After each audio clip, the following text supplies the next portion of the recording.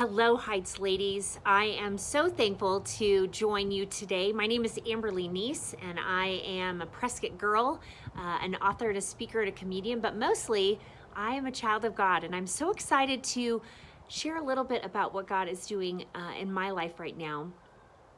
Although you'll never find it in any medical book or even in Webster's, I'm struggling with a malady called more-itis these days. More-itis.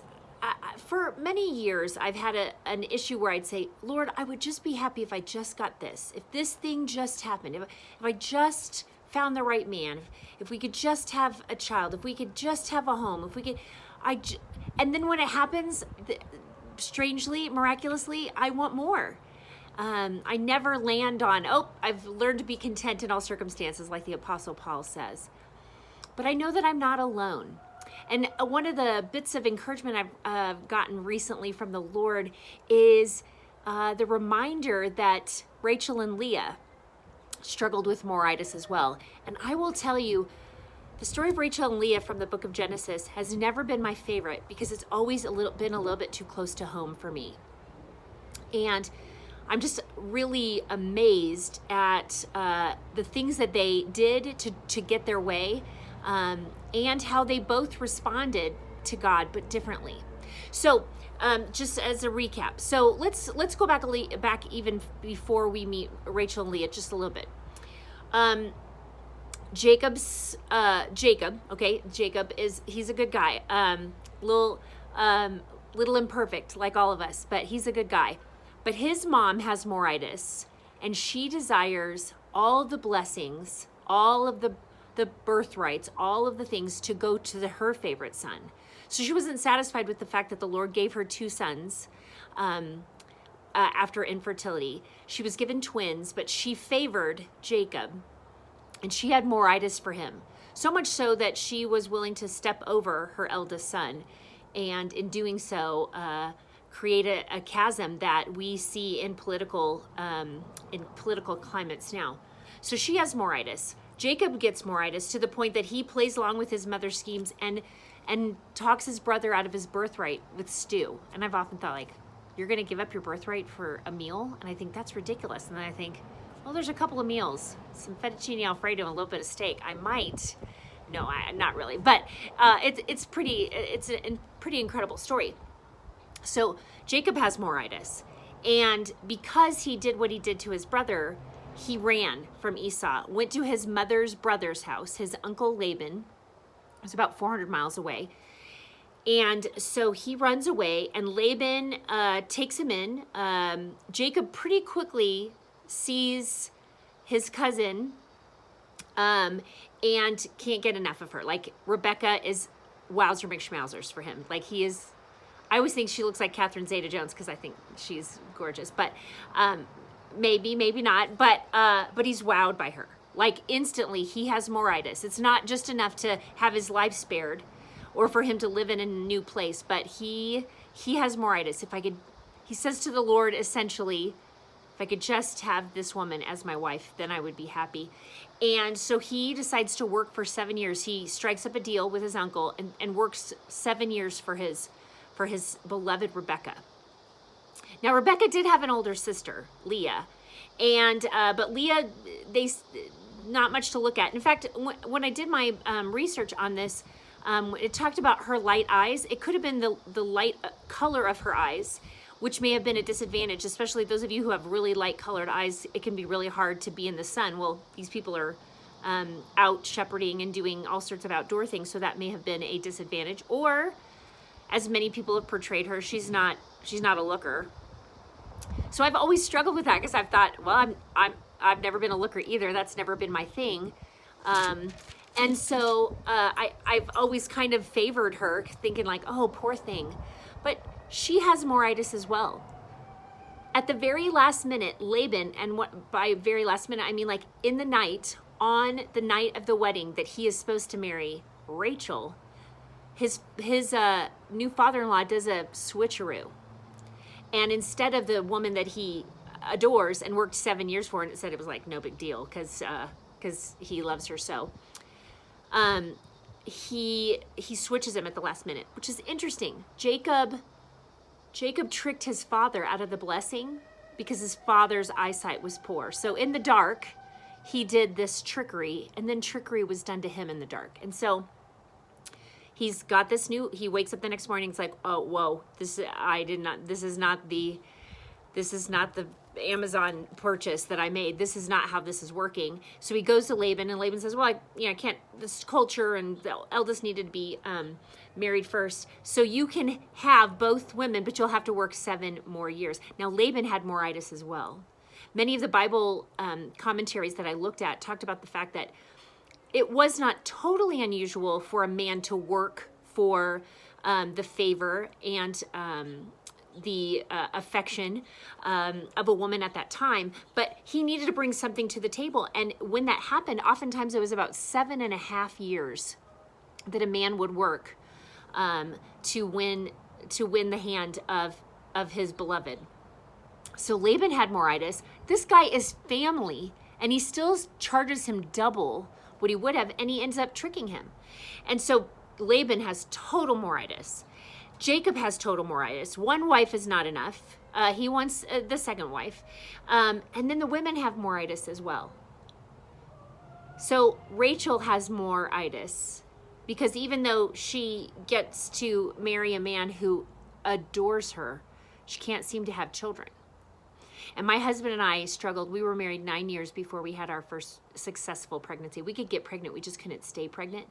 So, man, I also can totally relate to Rachel, where she is just crying out. She's doing everything she can to try to manipulate the situation and make it work. And then you have Leah. Leah, who is fertile myrtle. She's able to have children. Boys, all boys, which was such a prized possession in Jewish culture. Her first couple boys. She does finally have a daughter, Dinah, but that's after a parade of boys.